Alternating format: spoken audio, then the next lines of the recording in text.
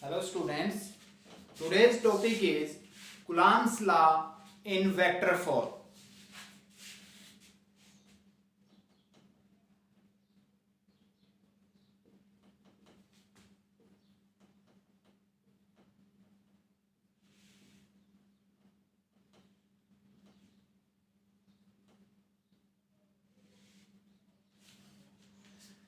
Coulomb's law, force directly proportional to multiplication of charges. We calculated the force between two charges by using Coulomb's law. So force is a vector quantity. So we can define that force in vector.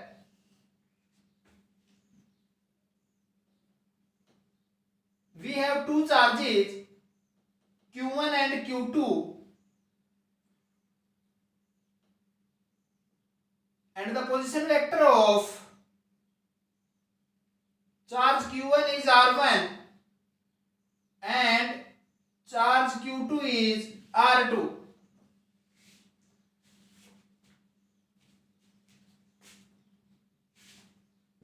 We have two charges Q1 and Q2. Position vector of Q1 is R1 and position vector of Q2 is R2.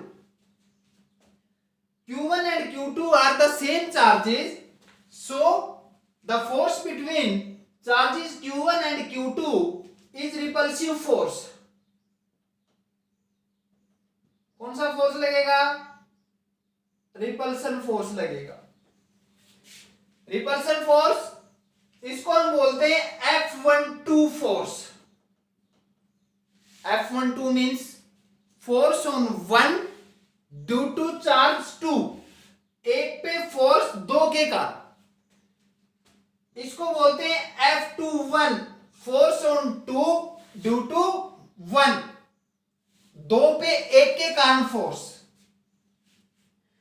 अब देखो R12, देखो इस 2 पे force लगा 1 के कारण. इस तरह से फोर्स लगा तो इसकी डिस्प्लेसमेंट को हम लेते हैं R12 मींस R1 से 2 की तरफ. ये थोड़ा सा याद रखना आपको कि F21 फोर्स है जैसे, तो F21 फोर्स ऐसे लग रहा था ना, F21 फोर्स, तो हमने इसकी डिस्प्लेसमेंट क्या ली? R12 मींस 1 से 2 की तरफ ये फोर्स लग रहा है. ठीक है. इसी तरह से जैसे ये F12 है, F12 मींस F12 फोर्स किस तरह से लग रहा है? इस प्रकार से. तो ये 2 से 1 की तरफ, तो इसकी डिस्प्लेसमेंट क्या लेंगे? R21. समझ रहे हो ना बात? जैसे 2, ये R1 से 2, R2 से 1. लिख दो फटाफट. क्या फार्मूला पढ़ा था? F is equals to K Q1 Q2 divide by R square. यही था ना फार्मूला. फिर K की वैल्यू क्या पढ़ी थी? 4 pi epsilon naught. 4 pi epsilon naught. लिखो formula. F is equals to 1 by 4 pi epsilon naught. जैसे वैल्यू लिखे F12 F12 की वैल्यू लिखे, F12 की वैल्यू लिखे 4 pi epsilon not Q1 Q2 divide by R square. यहां थोड़ा सा ध्यान रखना है. R स्क्वायर F12 उधर, तो इसकी displacement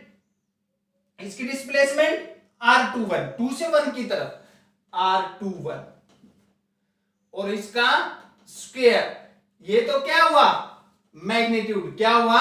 magnitude into direction. Direction means R21. कौन सी डायरेक्शन है? 2 से 1 की तरफ. 2 से 1 की तरफ. ये डायरेक्शन लिख दें यहां, थोड़ा सा समझ आ जाएगा तुम्हें. 1 से 2 की तरफ डायरेक्शन, 2 से 1 की तरफ डायरेक्शन. तो F12 मैग्नीट्यूड, ये डायरेक्शन, ये F12 means 1 by 4 pi epsilon not into Q1 Q2 divide by R square 21 R21 divide by, जैसे इसको गुणा करें R21 से और भाग करें R21 से, कोई फर्क नहीं पड़ेगा. R21 से गुणा किया, R21 से भाग किया, तो क्या ये क्यूब हुआ? ये मैग्नीट्यूड, ये डायरेक्शन, तो क्या ये वेक्टर बना? क्या बना? वेक्टर. तो फार्मूला क्या हुआ इसका? F12 that is equals to 1/4πε0 Q1 Q2 divide by R cube 21 into R21 vector, R21 vector.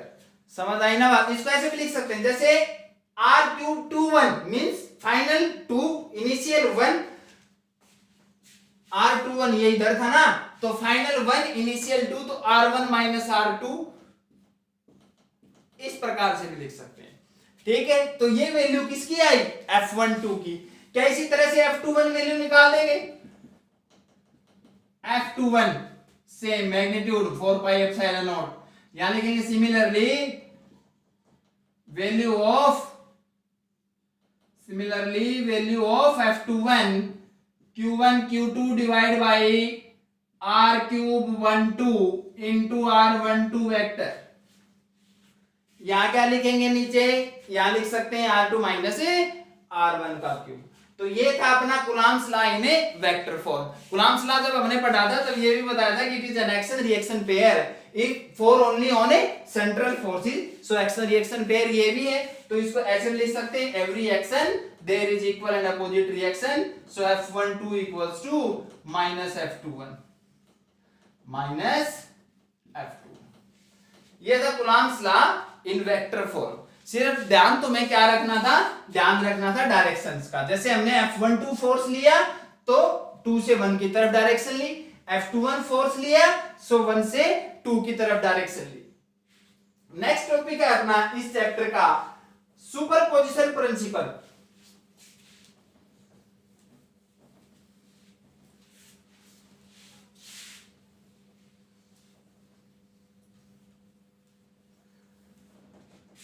Superposition principle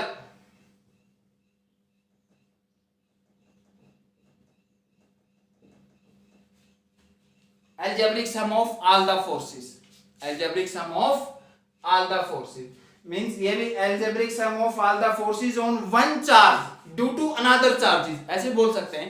it is the algebraic sum of all the forces on one charge due to another charges। देखो किस तरह से definition तो यही होगी इसकी, algebraic sum of all the forces on one charge due to another charges.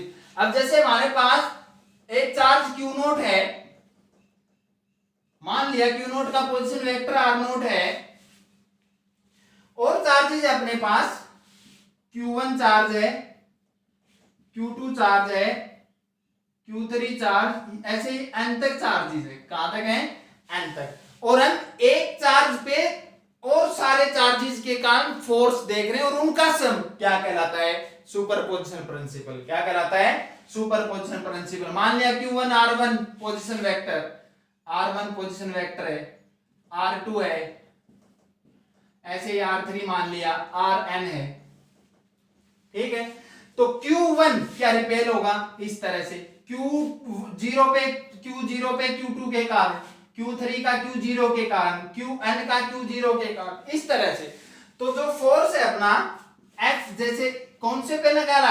Q note पे निकाला, Q0 पे निकाला ना, Q0 पे force that is equals to sum of all the forces. कौन कौन से? Due to another charges. जैसे इस पे किसके कारण निकाला हमने? 0.1 प्लस 0.2 प्लस 0.3, ऐसे ही कहां तक? 0.1 तक। कहां तक? 0.1 तक। Means it is defined, it states that superposition principle है, इसको ऐसे बोल सकते हैं, it states that algebraic sum of all the forces on one charge due to another charge। on one charge force का जो है दूसरे चार्जेस के कारण उसका सम F01 क्या कैलकुलेट कर सकते हैं? हमने पढ़ा कुलाम्स लॉ। कुलाम्स लॉ में क्या पढ़ा था? जैसे F12 पढ़ा था तो हमने डिस्टेंस ली 2.1, क्या ली? 2.1। 0.1 तो क्या डिस्टेंस ले लेंगे? 1/4πε0 Q नोट Q1 R10, ऐसे लिख सकते हैं। या फिर ऐसे लिख दें R² R10। ऐसे ही देखो 1/4πε0 02 Q0 Q2 divide by are square 2 0 इस तरह से एन तक, कहां तक, एन तक। क्या 1/4 पाई, क्यू नोट कॉमन है, क्यू नोट कॉमन है, कॉमन है ना, तो कॉमन भी निकाल सकते हैं। 4 pi epsilon naught q naught common summation of Q1 plus ये Q1 प्लस इस तरह से, ये कहलाता है superposition principle, algebraic sum of forces on one charge due to another charge. Next topic है अपना continuous distribution of charges.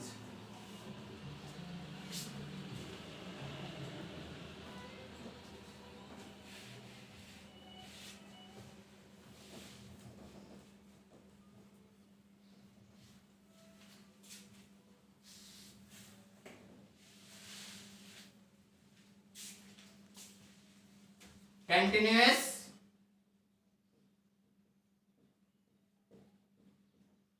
distribution of charges,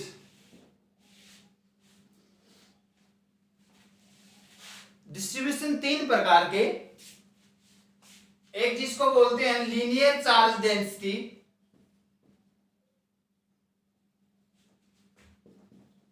linear charge density, एक है सरफेस चार्ज डेंसिटी और एक volume charge density.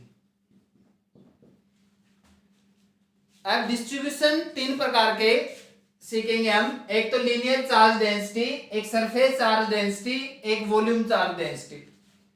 Distribution, if A distribution of charges along a line, that is called linear charge density। एक line पे ऐसे कहना linear charge density if distribution of charges along a line, along a line, along a surface, along area या area, that is called surface charge density, and along volume that is called volume charge density। ये तो definition हुई इसकी। Distribution कितने प्रकार के, तीन प्रकार के, linear charge density, surface charge density, volume charge density. Linear, if distribution of charges along a line then it is called linear, and if distribution of charges along a surface then this is called surface charge density, and if the distribution of charges along volume then this is called volume charge density। This denoted by lambda, this denoted by sigma, and this is denoted by rho।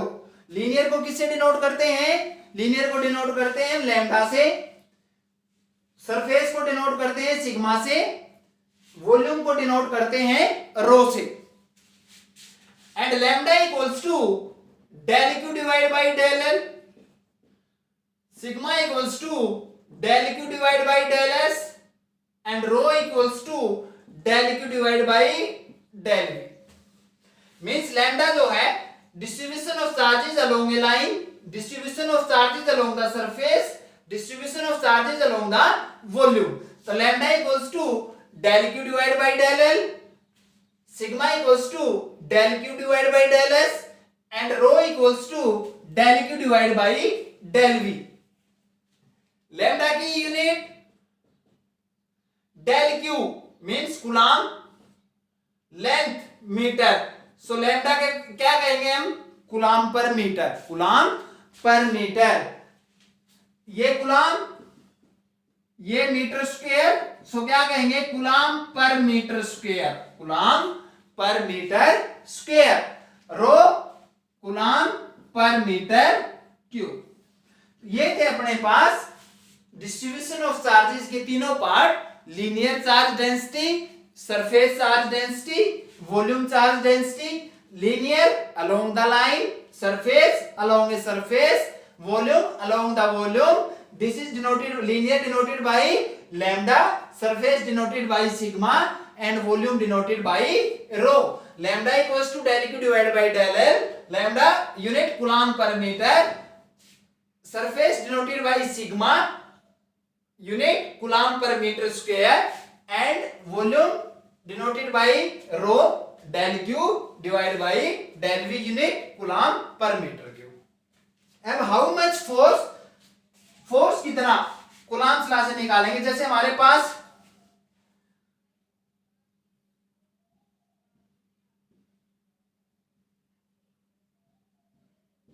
distribution of charges along the line r, then it is the direction of r is the q distance between q naught and ये charge है अपने पास q naught. यहाँ पे charge change हो रहे हैं means del q. क्या del q. Coulomb's law लगा देंगे. फर्स्ट जैसे हम लीनियर पढ़ रहे हैं कूलम्ब्स लॉ लगा देंगे. क्या होता है Coulomb's law? F equals to 1 by 4 pi epsilon naught into q naught into del q r square r direction. अब देखो जैसे लीनियर का निकाल रहे हैं हम, लीनियर का निकाल रहे हैं तो डेल क्यू किसके बराबर? लैम्डा था ना अपने पास यहाँ लीनियर में. Lambda is equals to del Q divide by del L. So del Q equals to lambda into del L. So क्या जो ये अपने पास डेल क्यू इसकी जगह लैम्डा इंटू डेल एल लिख सकते हैं. लिख दो 1 by 4 pi epsilon naught q naught into lambda del l divided by r square r. q naught by 4 pi epsilon naught force निकाल रहे हैं ना. फोर्स ये तो df की वैल्यू थी. किसकी वैल्यू थी? चेंज इन फोर्स बोलते हैं इसको df. इसका इंटीग्रेशन कर देंगे. इंटीग्रेशन किया lambda del L by are square R. किसके लिए था? Linear charge density. So L. और इसी तरह से हम सरफेस और उसका भी निकाल सकते हैं. ये फोर्स आया देखो सरफेस और वॉल्यूम का. और देखो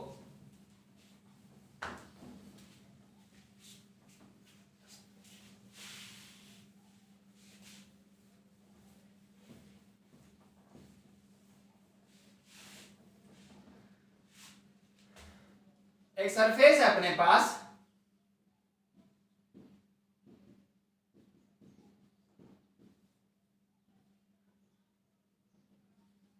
are position vector R direction. इसका निकालना है हमें. डेल क्यू चार्ज चेंज हो रहे हैं किसके ऊपर? एक सरफेस के ऊपर. सो फिर निकाल देंगे df इक्वल्स टू df. क्या फार्मूला आया था लीनियर का? लीनियर का फार्मूला आया था अपने पास f equals to q naught by 4 pi epsilon naught l lambda del l divide by r square. इसी तरह से इसका देखो df equals to 1 by 4 pi epsilon naught 1 by 4 pi epsilon naught q naught divide by q naught into del q divide by r square. तो del q जैसे हम surface पढ़ रहे हैं. कौन सा पढ़ रहे हैं? Second surface charge density. Surface charge density में हमने पढ़ा sigma equals to del q by del s. Del q by del s. So df equals to df 1 by 4 pi epsilon naught. तो डेल q की जगह क्या लिख सकते हैं? Sigma into del s. Sigma into del s by are square. तो q naught divide by 4 pi epsilon naught s is the surface sigma del s divide by are square into r. ये किसका force आया? ये आया surface charge density का. Similarly इसी तरह से वॉल्यूम का क्या हो जाएगा? वॉल्यूम यहाँ पे चेंज कर देंगे rho into dV. Rho into dV या डेल वी. सो एफ जो है किसका? वॉल्यूम का. F Q not by 4 pi epsilon not rho into del V divide by are square into R. So these are the distribution of charges. कौन कौन से थे? Linear, surface and volume. How much force हमने ये calculate कर दिया कि इतना फोर्स लगता है। सो नेक्स्ट जो टॉपिक है वो हम पढ़ेंगे नेक्स्ट लेक्चर में। चैनल को सब्सक्राइब करें ताकि हमें हर वीडियो रेगुलर मिलते रहे।